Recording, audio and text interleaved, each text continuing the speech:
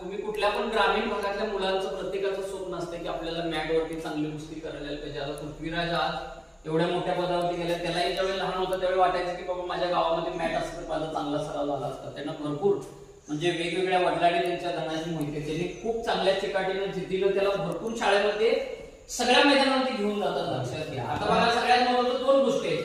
पालक म्हणून तिचे वडील महत्वाचे आहेत, पण त्यापेक्षाही सगळ्यात महत्वाचं आमचे भीमराव अण्णा चौगले आपल्याच गावचे आहेत. लक्षात घ्या. आज वय वर्ष 75, पण त्यांचा जोश बघा अजून सुद्धा त्यांना तुम्हाला काहीतरी द्यावंच वाटतं. आणि दुसरं वस्तात जे आहे गुडाळे मामा, त्यांचं तर नाव तुम्हाला माहिती आहे, पंचक्रोशीत सगळीकडे प्रसिद्ध आहे.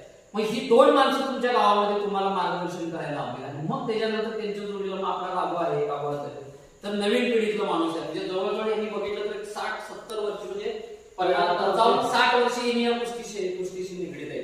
मी का तुम्हाला सांगायला लागलोय की आपण भाग्यवान, तुम्हाला तुमच्या गावाची संस्था आहे.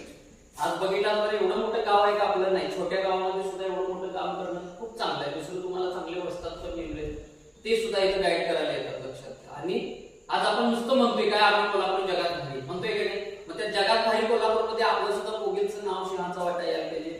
आपलं भाग्य काय, आपण कनेरी मठाच्या पायथ्याशी आहोत, म्हणजे मठाचं एक चांगलं पावित्र्य आपल्याला लाभलेलं आहे. आणि मठ म्हणजे अगदी पोगीच्या हातीत म्हणा, तुमच्या जवळ निम्म्या हातीत तुमचे आहे, म्हणजे तुमचा पण त्याच्यावरती तेवढाच हक्क आहे. आणि मग तिथले चांगले संस्कार आणि मग हे या दोन्ही म्हणजे या ठिकाणी ज्येष्ठ मंडळींचं तुम्हाला मार्गदर्शन मिळते. आणि म्हणून आज पृथ्वीराज सारखा विद्यार्थी जो या ठिकाणी महाराष्ट्रामधल्या महाराष्ट्र चॅम्पियन सुद्धा झाला. म्हणजे ह्या गावचे दोन सुपुत्र, अजून एक काय नाव आदित्य तानाजी नॅशनल झाला. लक्षात घ्या. म्हणजे ही आपल्या गावातले आदर्श मुलं आपल्या समोर डोळ्यासमोर आहेत. दादा आहेत, ह्या दादांकडे बघून त्यांच्याकडे त्यानंतर ही वस्तात तुम्हाला वेळ देतात. सगळ्यात महत्वाचं आपल्याला आपल्या आई वडिलांपेक्षा सुद्धा ही माणसं फार महत्वाची आहेत. लक्षात घ्या. आणि तुम्ही जर यांचा आदर्श घेतला, यांच्या म्हणण्यानुसार वागला असा व्यवस्थित टाळाटाळ न करता चिकाटी ठेवली तर नक्की तुम्ही या ठिकाणी अजून यांच्यासारखं तुम्ही स्वतःचं नाव निर्माण करशील. आज खेळाला खूप मोठं प्राधान्य.